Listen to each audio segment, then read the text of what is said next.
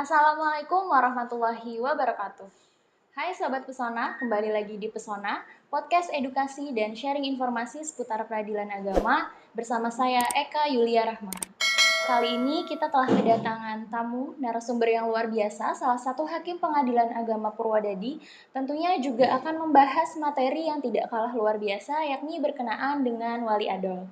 Pada kesempatan kali ini, izinkan saya menyapa narasumber kita, yakni Bapak Dr. Andes Anis Muhtaram, Magister Hukum.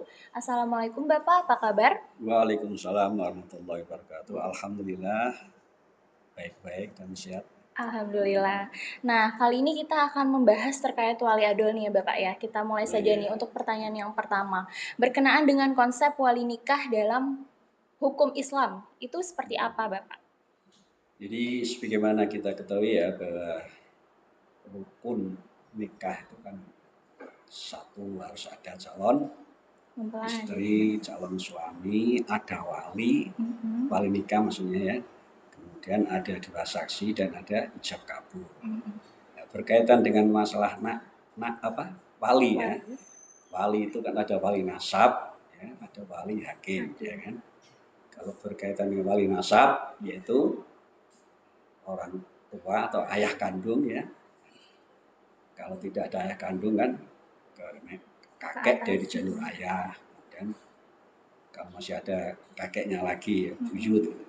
Setelah itu kalau tidak ada urutannya ke saudara kandung. Samping gitu ya. Baik, saudara kandung seayah seibu, kalau tidak ada saudara kandung seayah ya. Kemudian baru ke paman dari saudara laki-laki ayah kandungnya gitu. Jadi memang ada urutannya itu ya.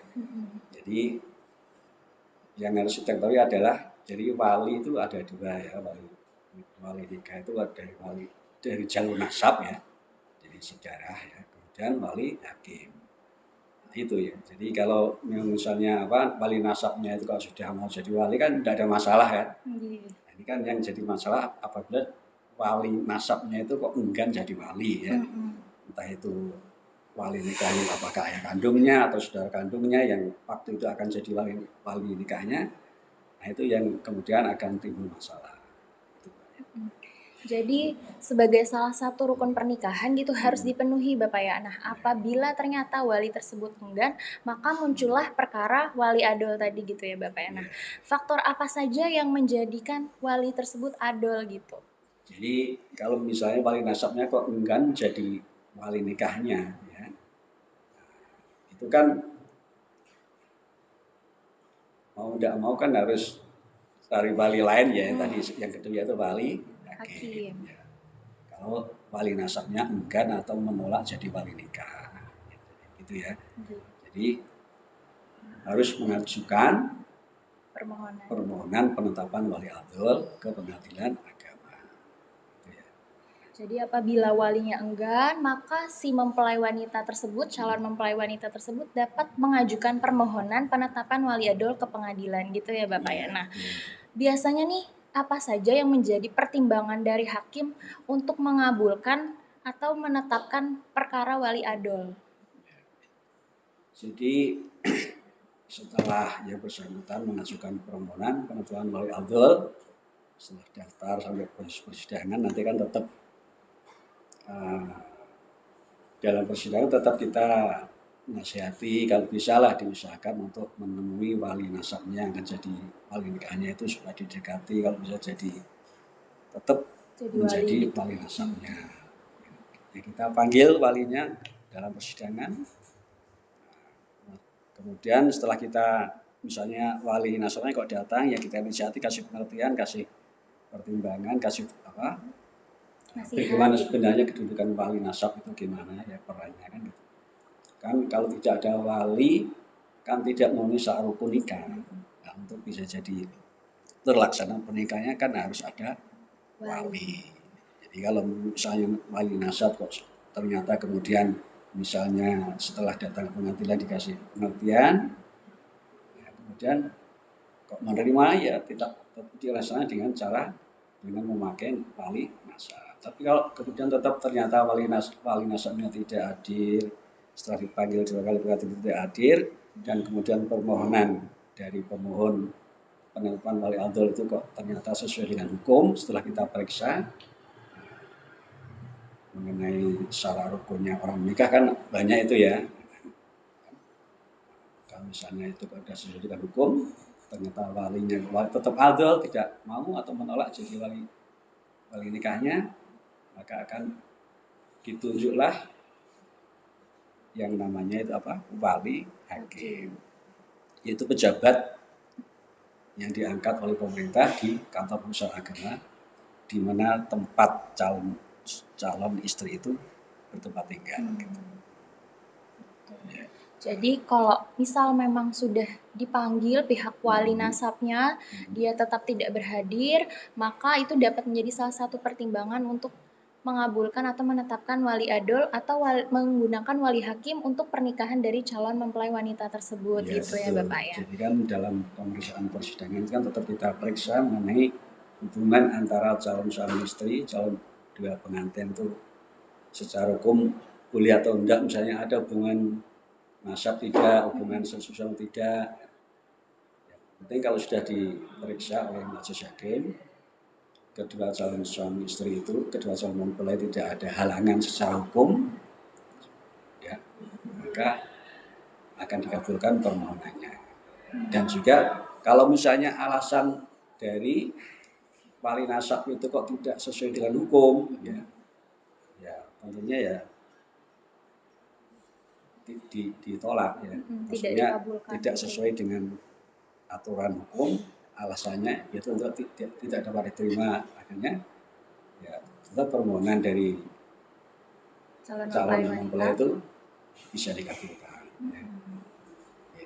Ya, jadi selama dia sesuai dengan ketentuan yang telah berlaku, telah melewati proses persidangan dengan pertimbangan yang cukup beralasan, maka penetapannya akan dikabulkan gitu ya Bapak ya. Begitu sebaliknya kalau ternyata dinyatakan tidak beralasan dan tidak memenuhi ketentuan peraturan perundang-undangan, maka tidak dapat dikabulkan atau ditolak gitu. Nah, untuk di Pengadilan Agama Purwodadi ini sendiri nih Bapak, untuk mayoritas pengajuan perkara wali adol itu disebabkan oleh apa gitu? Apakah ada kaitannya berkenaan dengan mitos atau kepercayaan di suatu daerah, terutama di Purwodadi, itu gimana Bapak? Ya, sebagaimana dapat kita baca ya dari perkara permohonan wali adol yang diajukan Pengadilan Agama Purwodadi itu, salah satu alasannya itu adalah yang paling banyak yang pernah kita temui adalah mengenai kaitannya dengan adat istiadat atau mitos tadi ya, atau kepercayaan suatu tempat ya. Apa di masyarakat Jawa di sini adalah yaitu apabila posisi rumah antara calon suami istri itu diistilahkan ngalor ngetan gitu ya. Ngalor itu utara, ngetan itu timur ya. Mungkin posisinya arah rumahnya kok seperti itu biasanya walinya itu tidak mau atau enggan menjadi wali nikahnya kalau seperti itu. Dan juga berkaitan dengan masalah hitungan weton atau pasaran Jawa itu ya. Nah itu setelah mungkin dihitung-hitung melalui hitungan mereka, kan ada rumusnya itu mungkin kita tidak tahu ya. Itu kalau tidak cocok, tidak ketemu kalau tidak akan jadi jodoh yang baik, itu biasanya dihindari dan enggan jadi wali. Jadi mayoritas memang perkara wali adol yang diajukan ini tidak lepas dari adanya kepercayaan, mitos maupun adat istiadat sendiri gitu ya Bapak, yang berkembang di daerah Grobogan. Salah satunya ya ini tadi yang disebut Bapak tadi ngalor ngetan gitu ya Bapak ya.